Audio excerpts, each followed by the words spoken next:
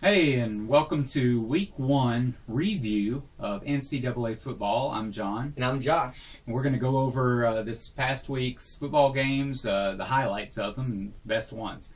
We're going to start off with TCU versus Minnesota. A lot of people were looking at this as a potential upset, clash. What did you think? I think what surprised most people is the lack of scoring in the game, because TCU's offense last year was one of the most prolific offenses in college football. They scored more than 50 points on most of the teams they went against, and then they come into this game and only scored 23.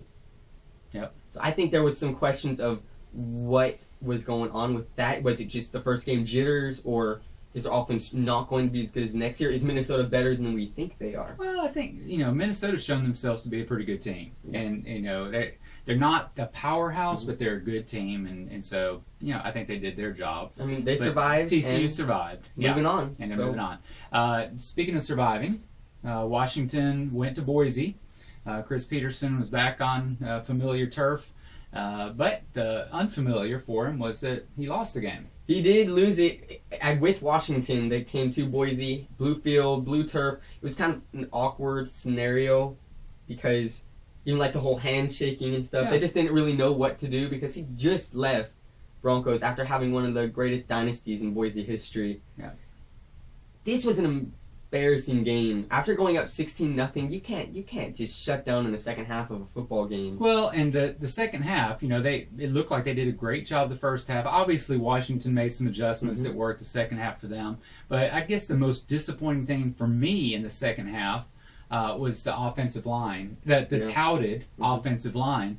When you're going 3 and out and 3 and out and 3 and out over and over again, well, one, your defense is going to get really tired. And speaking of defense, the Broncos' defense did excellent. They did a great whole job. Game. Yeah, they're the reason the team won. They had a ton of pressure put on them. They really did. Having to get back out there on the field over and over again. So Boise survived that game barely. Another surviving game, which this is a little bit surprising, would be Louisville and Auburn.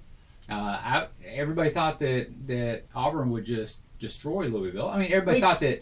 That was a dumb assumption in the first place. Bobby Petrino and that you can't count Louisville out of a competition. They're a good football team, moved to the ACC, and they're still competing, so you can't count them out. Yeah.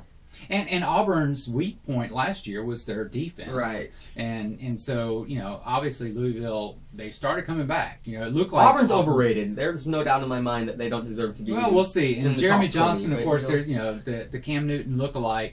Is he going to be able to pull anything off? We don't know. Remains to be seen. Let's let them see. Let Auburn play somebody that's really talented. Which they Let's will. find out. They will. They will. Yeah, they'll be tested. They'll have that. Okay, now, Alabama had a big game to start it off with against Wisconsin, and it looked like Alabama handled it well. I don't even think people care who Alabama's quarterback is anymore. After that run game, I mean, why throw the ball ever? Well, I mean, I think Coker did a good job. Yeah, none of it. They weren't huge passes, but just keeping the pass play in there, and he ran the offense decently. Alabama's defense, they did happy. good too. They stopped the run on Wisconsin's part, which Alabama's defense was the disappointing point last year. Well, and the secondary was still a bit soft as far as I'm concerned. But they still haven't been tested against a real throwing team yet. Wisconsin doesn't count as a throwing team. They'll be tested this coming week against Middle Tennessee. That was a joke.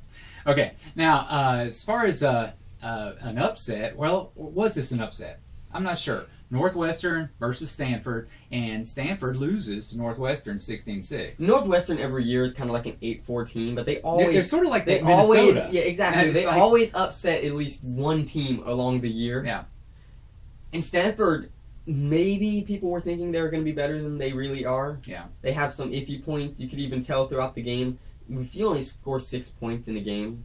That's iffy. You're struggling. You're definitely struggling. That's iffy right there. So they got some stuff to figure out. And hey, who knows? Maybe this is Northwestern's year to actually upset more than one team. Okay, now the next game want to mention, and the only reason I want to mention the UCLA Virginia game is because of their new quarterback, this freshman, Josh Rosen, #1 recruited quarterback in the nation last year, or this year, the beginning of this year, and so. he comes in 351 yards. What a good first team for him to play against. That is true. Talk about like a confidence booster to the extreme. Yeah. Going there because it's not a pushover team. It's not like a 2A team. Right. It's Virginia, and so they have something. But my goodness, 3 touchdown throws. That's impressive. No interceptions. Impressive. The dude plays football in college level. You can't really say that he's going to be as good in high school as he was in college because he's only played one team. Yeah. But just keep an eye out for him. Yeah, we do need to keep an eye out for him. And then the SEC Pac-12 matchup.